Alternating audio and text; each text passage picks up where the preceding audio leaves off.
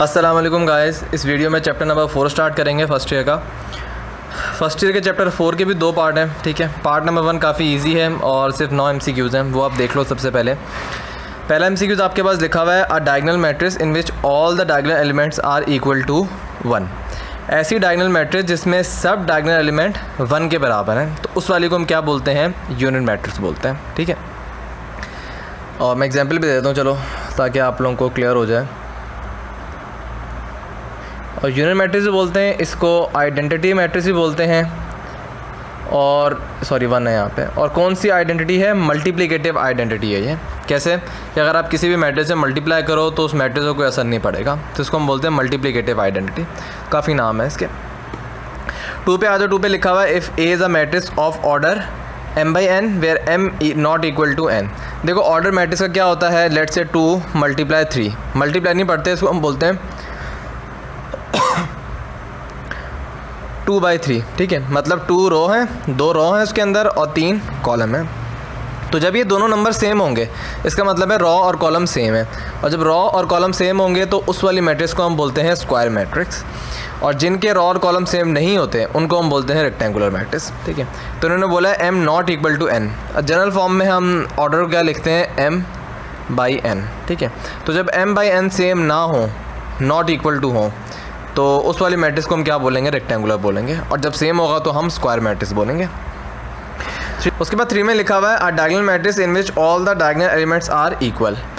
ऐसी diagonal matrix जिसमें सारे डायगोनल एलिमेंट जो हैं वो इक्वल हैं। लेट्स से एग्जांपल ले लेते हैं 3 0 0, इसी तरह 0 3 0 0 0 3। अगर आप गौर से देखो, एक ऐसी डायगोनल मैट्रिक्स है जिसमें तीनों एलिमेंट जो हैं वो इक्वल हैं, तो इस वाली डायगोनल मैट्रिक्स को हम बोलते हैं स्केलर मैट्रिक्स, ठीक है। और यूनिट मैट्रिक्स स्केलर मैट्रिक्स की स्पेशल टाइप है कि ऐसी स्केलर मैट्रिक्स जिसमें सारे डायगोनल एलिमेंट 1 के बराबर हों, तो उसको हम यूनिट मैट्रिक्स बोलते हैं। तो डायगोनल मैट्रिक्स होती है, डायगोनल की स्पेशल टाइप क्या है? स्केलर मैट्रिक्स, कि जिसमें तीनों एलिमेंट जो हैं वो इक्वल हैं। फिर स्केलर की स्पेशल टाइप होती है जिसमें तीनों एलिमेंट इक्वल तो हैं लेकिन 1 के बराबर हैं, तो उसको हम यूनिट मैट्रिक्स बोलते हैं। बहरहाल ऑप्शन नंबर 20 स्केलर मैट्रिक्स, ठीक है। 4 में लिखा हुआ है square matrix all of whose elements are 0 except those in the main diagonal. देखो ये डायगोनल मैट्रिक्स है, उसकी डेफिनेशन होती है कि ऐसी स्क्वायर मैट्रिक्स, पहली बात डायगोनल मैट्रिक्स जो होती है वो स्क्वायर मैट्रिक्स होती है। ऐसी स्क्वायर मैट्रिक्स जिसमें जो नॉन डायगोनल एलिमेंट हैं वो 0 हैं, और जो डायगोनल ये वाले एलिमेंट होंगे, ये पूरा डायगोनल जो होता है, यहाँ पे जो एलिमेंट होते हैं, लेट कर लो 1 3 4, ठीक है, ये नॉट इक्वल टू 0 हैं। और बाकी जितने भी नॉन डायगोनल, सॉरी इस डायगोनल के अलावा, अच्छा इसको मेन डायगोनल कहते हैं, इस मेन डायगोनल के अलावा जितने भी एलिमेंट हैं वो सब 0 हैं, और इस मेन डायगोनल में जो एलिमेंट्स हैं वो नॉन 0 हैं। एटलीस्ट एक नॉन 0 होना चाहिए। लेट से अगर 3 ये भी 0 हो जाए, ये भी 0 हो जाए, लेकिन एटलीस्ट एक एलिमेंट नॉन 0 होना चाहिए, तब भी वो डायगोनल मैट्रिक्स कहलाई जाएगी। अगर तीनों नॉन 0 हैं तब भी वो डायगोनल मैट्रिक्स है, ठीक है। तो डेफिनेशन ये है कि आपके जितने डायगोनल, मेन डायगोनल एलिमेंट्स के अलावा जितने एलिमेंट हैं वो सब 0 हैं, और जो मेन डायगोनल के एलिमेंट हैं वो आपके नॉन 0 हैं, तो उसको हम कहते हैं डायगोनल मैट्रिक्स। तो इसका ऑप्शन नंबर सी जो है वो करेक्ट होगा। अगर आप अपने सिंध बोर्ड की बुक में देखो तो उसमें उन्होंने ये लिखा हुआ होता है कि सारे जो डायगोनल एलिमेंट है वो नॉन इक्वल टू 0 होंगे, लेकिन अगर आप बाकी बुक्स में देखो, फेडरल की बुक्स में देखो, उसमें लिखा होता है कि एटलीस्ट एक एलिमेंट भी नॉन 0 होना मेन डायगोनल का, तब भी वो डायगोनल मैट्रिक्स कहलाई जाएगी। अगर कोई इस टाइप की मैट्रिक्स भी होना तो ये भी डायगोनल मैट्रिक्स कहलाई जाएगी। क्यों? क्योंकि इसके अंदर मेन डायगोनल के अंदर एटलीस्ट एक ऐसा एलिमेंट है जो नॉन 0 है, ठीक है। तो इस वाले को भी हम डायगोनल मैट्रिक्स ही बोलेंगे। अच्छा जी, ब्राइटनेस काफ़ी लो हुई है इसकी। उसके बाद 5 में लिखा हुआ है एरी मैट्रिक्स ऑफ डायमेंशन 1/n। ऐसी मैट्रिक्स, कोई भी ऐसी मैट्रिक्स जिसकी डायमेंशन क्या हो? 1/n हो।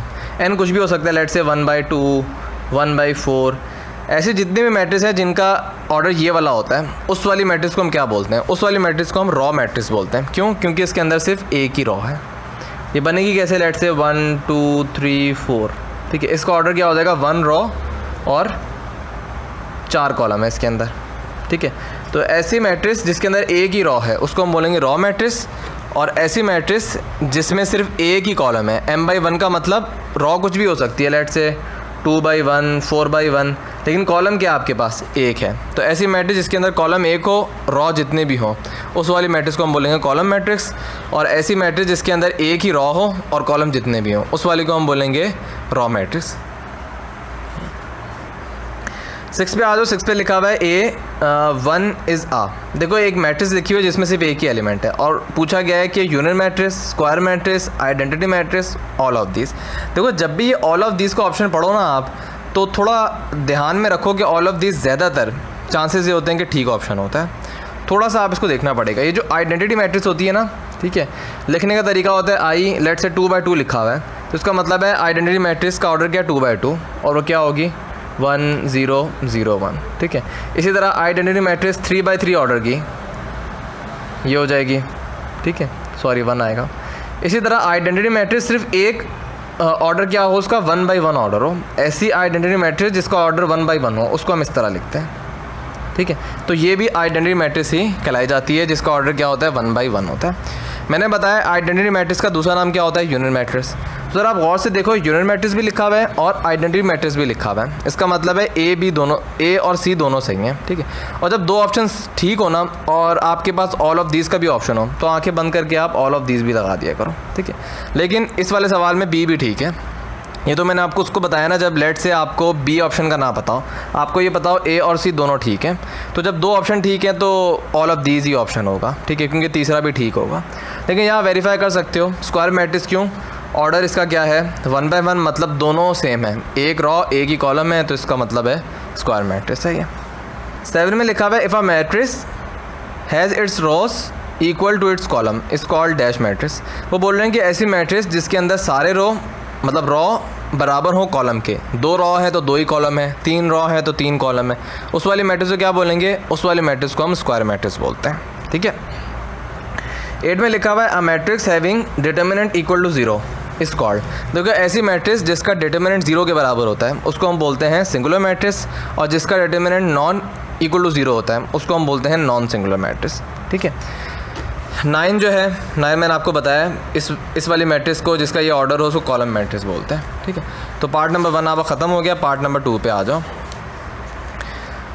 ए आपके पास मैट्रिक्स गिवन है 2 6 4 3 और आपसे पूछा है कि आप डिटर्मिनेंट निकालो। देखो मैट्रिक्स आपके पास क्या गिवन है 2 3 4 6।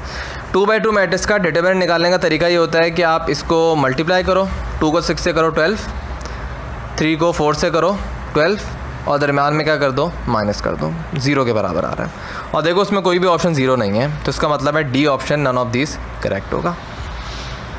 2 में देखो, 2 में एक मैट्रिक्स का आपको डिटर्मिनेंट निकालना है। अब इसको सॉल्व नहीं करने लग जाना, आपको ये मैट्रिक्स की प्रॉपर्टीज़ याद होनी चाहिए। अगर आप 4.2 देखो, 4.2 से पहले मेरे ख्याल में 7 से 8 प्रॉपर्टीज़ हैं, उनको आप लाजमी पढ़ लेना। ठीक है, डिटर्मिनेंट की प्रॉपर्टीज़ हैं। उसी में से एक प्रॉपर्टी है कि अगर कोई भी 2 रॉ या कोई भी 2 कॉलम सेम हो जाए तो उस वाली मैट्रिक्स का डिटर्मिनेंट 0 के बराबर होता है। आप देखो फर्स्ट रॉ और थर्ड रॉ ये सेम है, इसका मतलब है आंखें बंद करके ऑप्शन नंबर सी करेक्ट है, 0 होगा। 3 मैट्रिक्स गिवन है A B C is called. देखो ये ऐसी मैट्रिक्स है जिसका एक ही कॉलम है, एक कॉलम है और 3 रॉ हैं। तो मैंने बताया ऐसी मैट्रिक्स जिसका एक ही कॉलम हो और रॉ जितनी भी हो उस वाली मैट्रिक्स को हम बोलते हैं कॉलम मैट्रिक्स। उसके बाद ए लिखा हुआ है, एक मैट्रिक्स आपको गिवन है ए सी बी डी, हम है ए और बोला हुआ उन्होंने ये कि ए टी मतलब ए ट्रांसपोज निकालो। ट्रांसपोज ये होता है कि किसी मैट्रिक्स का अगर आपको ट्रांसपोज निकालना है तो आप उस मैट्रिक्स की रॉस को कॉलम में बदल दो। ठीक है, हाँ ये रॉ है, इसको मैंने कॉलम बना दिया, इसी तरह ये रॉ है, इसको मैंने कॉलम बना दी। इसको इस तरह भी समझ सकते हो और आप दूसरे तरीके से भी समझ सकते हो कि ट्रांसपोज निकालने का तरीका ये कि किसी मैट्रिक्स के कॉलम को आप रॉ में तब्दील कर दो, एक ही चीज़ है। इसको मतलब ये कॉलम को जब रॉ में आप तब्दील करोगे तो ए भी इस तरह हो जाएगा, इस तरह सी डी को तकसीम करोगे सी डी हो जाएगा। ठीक है, तो दोनों तरीके से आप समझ सकते हो। तो ट्रांसपोज क्या है इस मैट्रिक्स का, A B C D, A B C D, option number A जो है वो करेक्ट है। 5 में आपको क्या लिखा हुआ है कि एक मैट्रिक्स को आपने 3 से मल्टीप्लाई करना है, वो इक्वल है एक और मैट्रिक्स के, फाइंड एक्स। आपको ये आ रही है एक्स जो है ना, ये आज तक फाइंड नहीं हुआ कभी, करते हैं। लिखा हुआ क्या है 1 2 -x 6 3 6 12 18। ठीक है, क्या करो, सबसे पहले तो आप 3 से मल्टीप्लाई उस मैट्रिक्स को, 3 माइनस 3x 6 और ये हो जाएगा 18। जब एक स्केलर मल्टीप्लाई होता है ना मैट्रिक्स से, तो मैट्रिक्स के हर एलिमेंट से मल्टीप्लाई होता है, तो ये आपके पास आ जाएगा। और सवाल में गिवन है कि दोनों मैट्रिक्स जो हैं ये आपस में इक्वल हैं। अगर मैट्रिक्स इक्वल हैं तो इनके एलिमेंट्स भी क्या होंगे, इक्वल होंगे। देखो 3 3 के बराबर है, 6 6 के बराबर है, 18 18 के बराबर है, तो माइनस 3x भी किसके बराबर होना चाहिए, 12 के बराबर होना चाहिए। तो यहाँ से आप x की वैल्यू निकालो, -4 के बराबर होगी, दैट्स इट। तो ऑप्शन नंबर ए जो है वो करेक्ट है। 6 में लिखा हुआ है find the value of y if, देखो एक मैट्रिक्स गिवन है आपको 2 3 -4 1, ठीक है, इक्वल टू 2y + 9। आपको क्या करना, y की वैल्यू निकालनी है। देखो जब इस टाइप की इक्वेशन हो ना तो आप y की वैल्यू नहीं निकाल सकते। क्यों? क्योंकि मैट्रिक्स गिवन है, आप कैसे y की वैल्यू निकालोगे। अगर तो ये कोई मैट्रिक्स होती ना, आप इसको उधर ले जाते, इस मैट्रिक्स से सब्ट्रैक्ट करवाते, एंड पे 2 से डिवाइड करते और y की वैल्यू आ जाती है इन टर्म ऑफ मैट्रिक्स। अब यहाँ पे y in term of number आया हुआ है, तो इसका मतलब है सवाल गलत है, आप इसको सॉल्व नहीं कर सकते। इसका असल तरीका ये कि इन्होंने ब्रैकेट लगाई ना वो गलत लगाई है। ये मैट्रिक्स नहीं है, डिटर्मिनेंट है ये, ठीक है, क्योंकि डिटर्मिनेंट का आपको पता है एक नंबर होता है, डिटर्मिनेंट कोई भी नंबर आएगा आपके पास। तो अब इसको सॉल्व करो और y की वैल्यू निकालो। 2 को 1 से करो 2, 3 को -4 से करो तो हो जाएगा -12, और दरमियान में साइन क्या करते हैं, नेगेटिव करते हैं हम, ठीक है। तो सिंप्लीफाई करो, 2 + 12 क्या हो जाएगा, 14 के बराबर, और 2y + 9 अपनी जगह पे। 14 - 9 5, y की वैल्यू हो जाएगी 5/2 मतलब 2.5। तो ऑप्शन नंबर ए जो है वो करेक्ट है।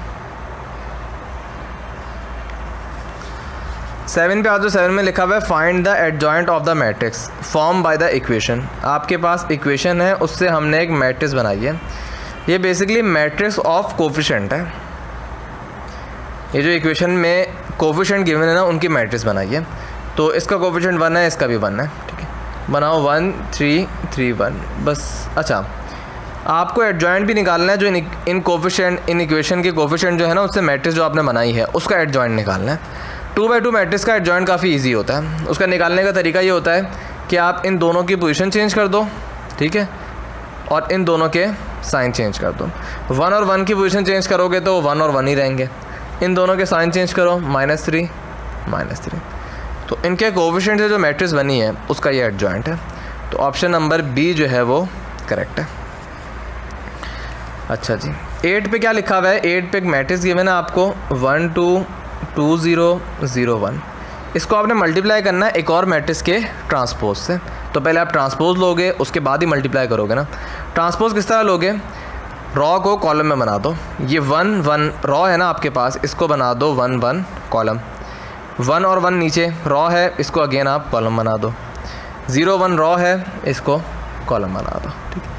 अब इन दोनों मैट्रिक्स को आपने मल्टीप्लाई करना है। अब देखो ऑप्शन में आपके पास ऑप्शन आ रहे हैं ना, नन ऑफ दिस का कोई ऑप्शन नहीं है। इसका मतलब ये है कि इस मैट्रिक्स का मल्टीप्लिकेशन पॉसिबल है, ठीक है। लेकिन अगर आप चेक करना चाह रहे हो तो आपको तरीका पता होना चाहिए।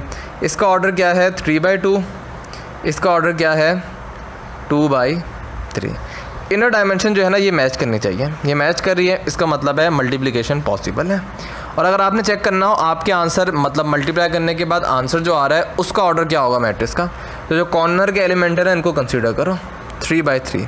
तो जो मल्टीप्लाई होने के बाद मैट्रिक्स आएगी उसका ऑर्डर क्या होगा, 3/3।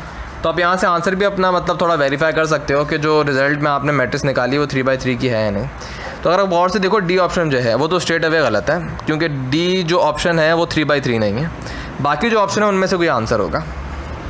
मल्टीप्लाई करने में स्टूडेंट काफ़ी कंफ्यूज होते हैं, स्पेशली जब ऑर्डर डिफरेंट होते हैं। जब 3/3 की मैट्रिक्स होती है उनको मल्टीप्लाई करने में काफ़ी आसानी होती है स्टूडेंट्स को। देखो रूल बना दो कि आपने क्या करना है, इस रॉ को इसके कॉलम से मल्टीप्लाई करना है। पहली रॉ को पहले कॉलम से मल्टीप्लाई करना है, और जो भी मल्टीप्लिकेशन होगी आपने ऐड करना है। इस रॉ को आप इस कॉलम से मल्टीप्लाई करो, 1 को 1 से करो 1, 2 को 1 से करो 2, और ऐड कर दो आप।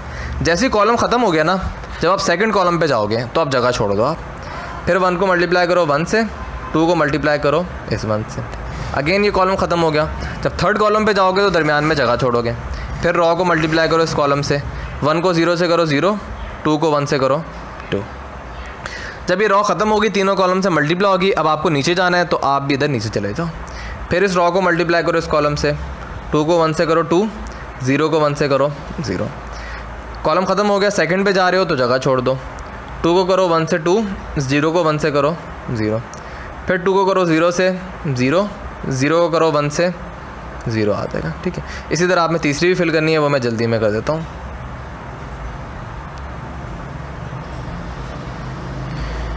हाँ, 0 को 1 से किया 0 आ जाएगा, 1 को 1 से किया 1, फिर 0 को 1 से किया 0, 1 को 1 से किया 1, फिर 0 को 0 से 0, 1 को 1 से किया 1। तो ये आपके पास मैट्रिक्स है। इसको सॉल्व कर लो। 3 3 2 2 2 0 1 1 1। ठीक है, तो ये आपके पास मैट्रिक्स आई है 1 1 1, मतलब 3 3 2 2 2 0 1 1 1। तो ऑप्शन नंबर ए जो है वो करेक्ट है।